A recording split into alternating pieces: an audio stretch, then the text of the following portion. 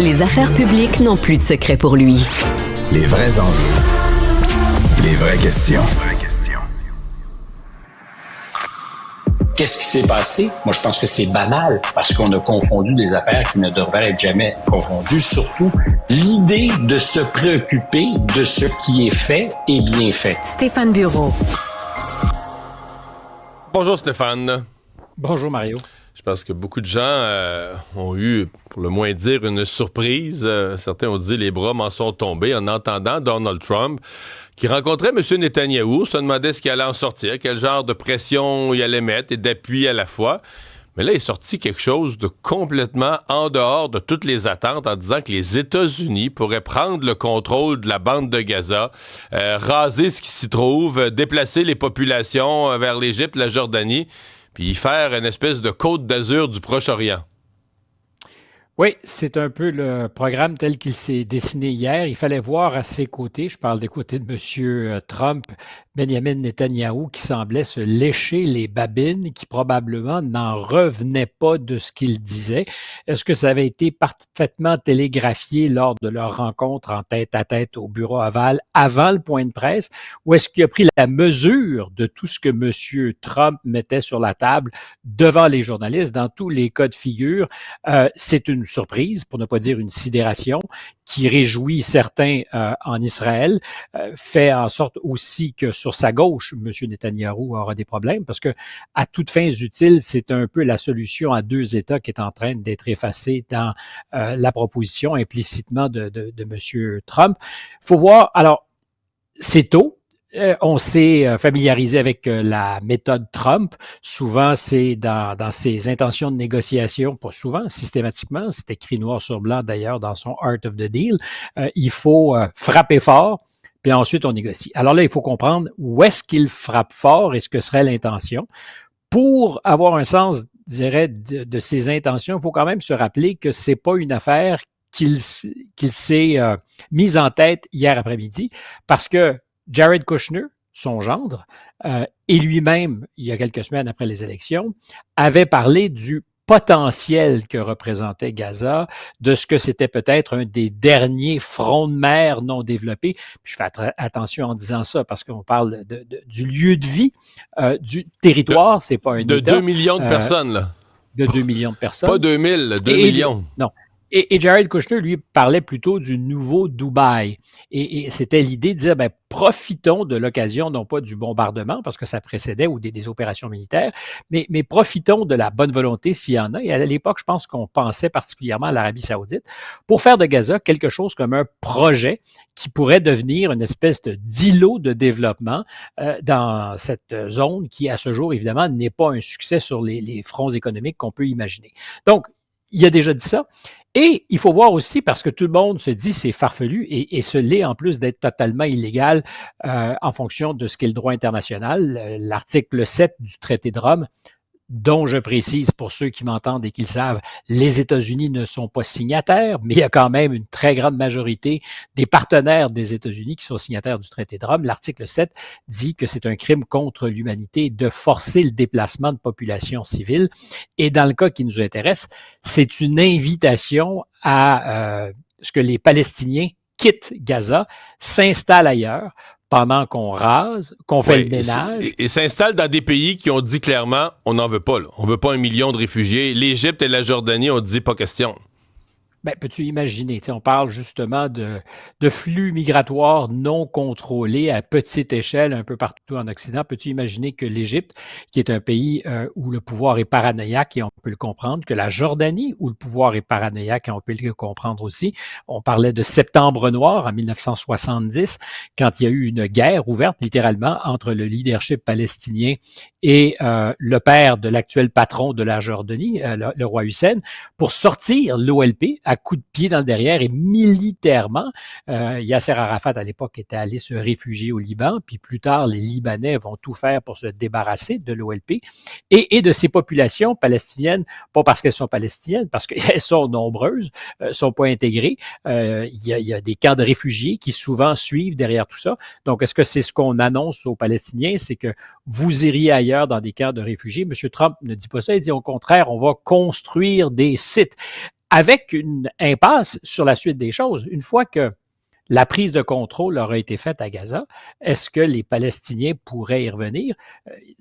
En supposant qu'ils voudront partir, et je ne pense pas, le grand déplacement qui est consécutif à la guerre de 1948, quand Israël vient au monde, c'est pour les Palestiniens la Nakba, cette espèce de cauchemar. Est-ce que c'est d'une autre manière une Nakba où on va condamner une population qui, dans les faits, n'a plus de résidence, plus de maison. On l'a déjà dit quand M. Biden invitait les Palestiniens qui s'étaient réfugiés dans le Sud à retourner chez eux à la maison. Ils n'avaient pas de maison, puis il n'y en a pas plus aujourd'hui. Mais est-ce que ces populations peuvent et vont se déplacer? Stéphane, ça va être quoi la réaction aujourd'hui? Parce que là, hier, j'ai pas vu vraiment beaucoup de réactions des grandes capitales du monde. Là, que va dire Macron, à Berlin, à Ottawa, toutes les grandes capitales du monde, là, la question va être posée aujourd'hui là, au ministère des Affaires étrangères ou au président ou au premier ministre du pays. Est-ce que vous appuyez l'idée de M. Trump? Est-ce qu'il va y avoir des appuis dans le monde? Est-ce que les gens vont être consternés? À mon avis, la plupart ont même jamais réfléchi à cette hypothèse-là. C'est comme quelque chose de complètement nouveau, pour pas dire de complètement absurde qui leur tombe dessus.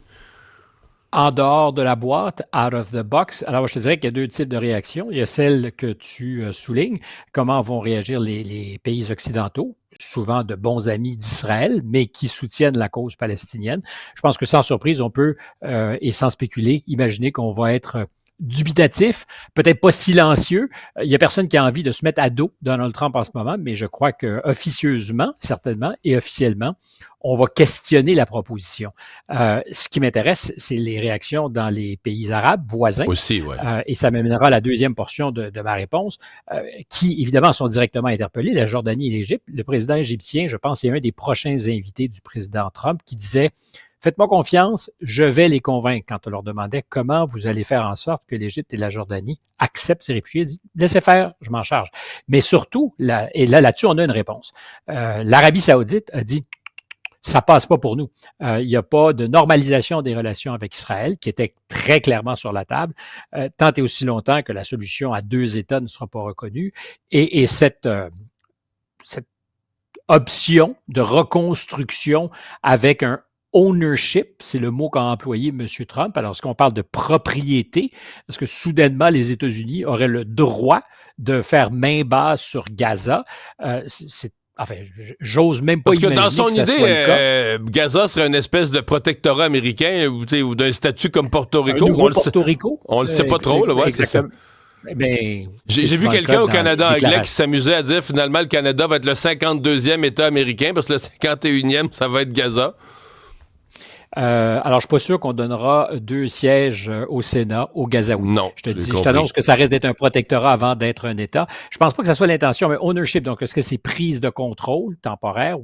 Tout est à comprendre, parce que pour l'instant, on n'a pas eu la notice avec les détails et le mode de procédure, mais c'est évident que l'Arabie saoudite, dans les circonstances, donne l'impression d'avoir été court-circuitée, n'aime pas ça, d'autant que ce que décrit M. Trump, c'était peut-être un peu l'ambition de Mohamed Ben Salman, le patron de l'Arabie saoudite. Je le dis, j'emploie souvent l'expression, qui se voit un peu comme le Pierre le Grand de la région, c'est-à-dire qu'il veut moderniser, y compris son pays, l'Arabie saoudite, faire en sorte que les femmes aient un autre rôle. Alors on me dira: tu peux pas dire ça, Stéphane.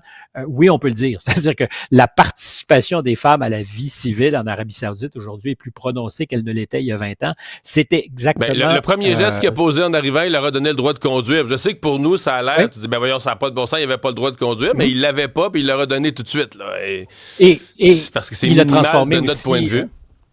Il a aussi transformé en steak tartare un de ses opposants, M. Khashoggi, dans un consulat, si ma mémoire est bonne, en Turquie, où on l'avait littéralement tué et fait disparaître. Donc, c'est pas un personnage sympathique, mais c'est un des maîtres du monde, ne serait-ce que parce qu'il est assis sur une des plus grandes réserves de pétrole. Et M. Ben Salman, je crois, espérait transformer Gaza et être un acteur là-bas de la modernisation. Alors, première réaction, c'est évidemment du désarroi chez les Saoudiens. Puis derrière ça, je termine rapidement. Rappelons-nous ce que disait l'humanité quand Donald Trump, dans son premier mandat, a dit « Moi, je vais essayer de normaliser les relations entre Israël et certains de ses voisins, y compris à terme, c'est l'objectif, l'Arabie saoudite, mais les Émirats, le Soudan, le Maroc. » Tout le monde disait « C'est débile, ça ne marchera pas. » Et il avait aussi fait le choix symboliquement, on l'a souvent souligné, de déplacer l'ambassade américaine à Jérusalem, mais aussi de fermer la représentation de l'autorité palestinienne à Washington en disant les Palestiniens sont un obstacle sur la route de la paix. C'est très provoquant, mais dans les faits, plusieurs des alliés historiques des Palestiniens dans le monde arabe ne pensent peut-être pas tout à fait ça, mais étaient très contents que quelqu'un dise « Hey, on peut-tu s'arranger en oubliant temporairement les Palestiniens. » Et c'est là que le Hamas, le 7 octobre 2023, est revenu sonner à la porte en disant « Ding dong, vous ne nous oublierez pas. » Et ça a évidemment tout mis sur la glace. Mais aujourd'hui, cette idée, que je ne suis pas capable de déplier, de faire de Gaza un super club med, est-ce que ça annonce, dans le paradigme conceptuel autour de Gaza, de la solution, s'il y en a une, à la résolution de la guerre entre Israël et la Palestine, est-ce que ça annonce quelque chose qu'on n'imagine pas et qui ferait que peut-être dans 6 mois, 1 an, 2 ans, on va dire « Ah, on n'aurait pas imaginé. » Je ne le sais pas. Mais moi, je me rappelle, les démocrates en particulier et la classe politique européenne rire de ces fameuses ententes Abraham en disant c'est de la bouillie pour les chats, ça ne marchera pas. Or, ça a beaucoup changé les choses et historiquement, il n'y avait pas un président qui avait été aux commandes au moment où on normalisait autant de relations entre Israël et ses adversaires. Ça va, on s'ennuie pas. C'est un autre front qui vient, une autre journée, un autre front qui vient d'être ouvert. Merci beaucoup, Stéphane. Et on n'a pas parlé de l'Ukraine où ça bouge aussi. M. Zelensky qui dit être aujourd'hui ouvert à des négociations directes avec Vladimir Poutine. À demain peut-être. Non, à vendredi. Demain dans l'avion pour moi. À vendredi.